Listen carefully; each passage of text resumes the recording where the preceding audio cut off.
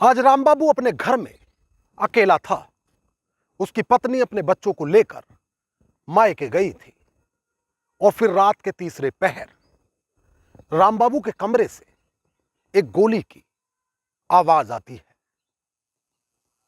उस वक्त तो शायद गहरी नींद सो रहे लोगों को इस गोली की जानकारी नहीं हुई, मगर अगली सुबह उस वक्त हड़कंप मच गया जब पुलिस ने रामबाबू का शव लहूलुहान अवस्था में उसके कमरे से बरामद किया। रामबाबू की कनपटी पे असलहा लगाकर गोली मारी गई थी, जबकि प्रथम दृष्टया पुलिस रामबाबू के शव को देखकर यह अंदाजा लगा रही थी कि शायद रामबाबू ने खुद को गोली मारकर आत्महत्या की है।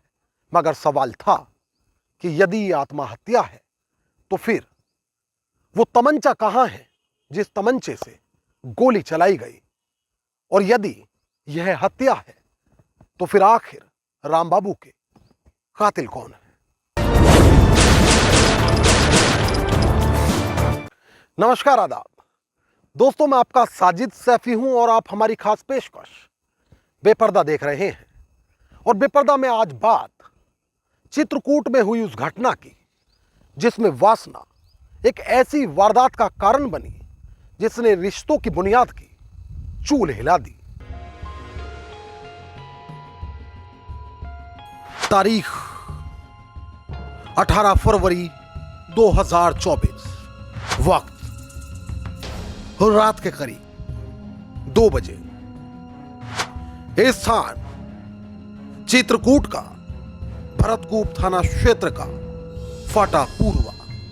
रात के जिस पहर ना महज इंसान बल्कि चरिंदे परिंदे भी गहरी नींद की आगोश में हो, ठीक उसी समय 18 फरवरी की रात रसीन के मजरा फाटा पूर्वा निवासी रामबाबू के घर से सर्द सन्नाटे को चीरती एक गोली की तेज आवाज सुनाई देती है। हैरानी की बात यह है कि जिस समय यह गोली चली उस वक्त रामबाबू के घर का दरवाजा अंदर से बंद था, जबकि रामबाबू के घर में भी रामबाबू के अलावा परिवार का अन्य कोई सदस्य मौजूद नहीं था। अब सवाल है कि यदि घर अंदर से लॉक है और घर में फकत रामबाबू है तो फिर गोली किसने चलाई? खैर, ऐसे कई सवालों से जल्द पर्दा उठेगा, मगर उससे पहले जानते हैं कि पूरा घटनाक्रम क्या है। दरअसल जब गोली चलने की सुबह चर्चा आम हुई तो तत्काल पुलिस मौके पर पहुंची, और जैसे ही पुलिस रामबाबू के कमरे में दाखिल हुई तो पुलिस के पांव तले जमीन खिसक गई, क्योंकि पुलिस ने पाया कि कमरे में रामबाबू की खून से लथपथ लाश पड़ी है। उसके सिर में बुलेट इंजरी है। देखने से प्रतीत होता है जैसे उसने अपनी कनपटी पर सटाकर खुद को तमंचे से गोली मारी हो। मगर हैरानी इस बात की है कि यदि ऐसा है तो फिर क्राइम सीन से तमंचा और खोखा कारतूस कैसे गायब है? खैर, सूचना के बाद जहां मृतक की पत्नी सविता व परिवारजन मौके पर पहुंचे तो वहीं पुलिस द्वारा शव का पंचनामा भर पोस्टमार्टम के लिए भिजवा दिया गया। घटना के बाद जहां रामबाबू के परिवार और रिश्तेदारों में कोहराम मचा है तो वहीं उसकी पत्नी सविता यह कह कर खुद को कोस रही है कि काश वह बच्चों के साथ मायके ना गई होती तो शायद यह वारदात ही न हुई होती।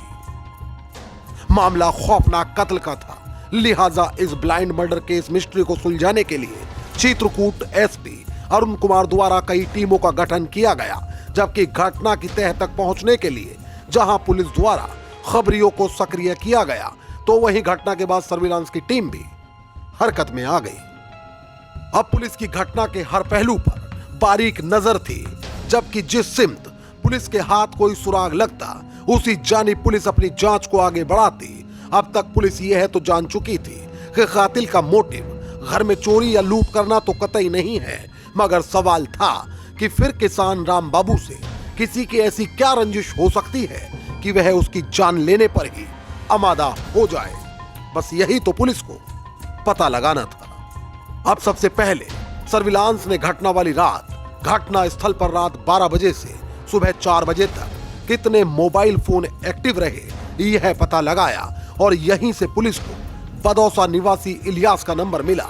अब पुलिस की एक टीम ने बिना देरी किए पूछताछ की बाबत इलियास को हिरासत में ले लिया, जबकि जब पुलिस ने इलियास से पूछताछ की तो पहले वह खुद को बेकसूर बताता रहा, मगर जब पुलिस द्वारा पूछताछ में सख्ती बरती गई तो एक ऐसे राज से पर्दा उठा जिसने सभी को हैरत में डाल दिया। दरअसल रामबाबू की पत्नी सविता और पड़ोसी गांव निवासी इलियास के बीच अवैध संबंध थे। कहा जाता है कि इस वारदात से करीब 6 महीने पहले इलियास ने गलती से अपनी और सविता की फोटो सोशल मीडिया पर डाल दी थी।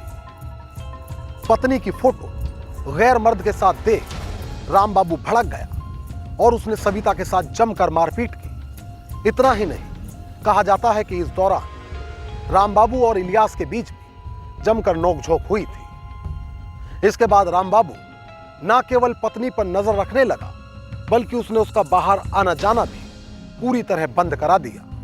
वासना की आग में जल रहा इलियास अब किसी भी कीमत पर सविता से मिलना चाहता था, जबकि कहा जाता है कि इसीलिए इन दोनों ने मिलकर एक खौफनाक इबारत लिखी। योजनाबद्ध तरीके से वारदात से पहले सविता अपने बच्चों को लेकर मायके चली गई, जबकि मायके पहुंचने के बाद सविता ने इसकी जानकारी इलियास को दी और इलियास रामबाबू को अकेला पाकर छत के रास्ते से उसके घर में दाखिल हुआ। कहा जाता है कि अपने साथियों के साथ घर में दाखिल होने के बाद इलियास रामबाबू के उस कमरे में पहुंचा जहां रामबाबू सो रहा था और उसकी कनपटी पर तमंचा सटाकर गोली मारकर हत्या कर दी। दरअसल रामबाबू ने जब पत्नी सविता व इलियास की फोटो फेसबुक पर देखी तो उसने अपनी पत्नी को जमकर मारा पीटा, जबकि गुस्साया रामबाबू इलियास के गांव पहुंचा जहां इन दोनों के बीच भी जमकर कहासुनी हुई।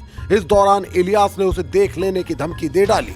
पुलिस जांच में सामने आया कि इसके बाद ही मृतक की पत्नी व उसके प्रेमी ने उसे रास्ते से हटाने की योजना बनाई।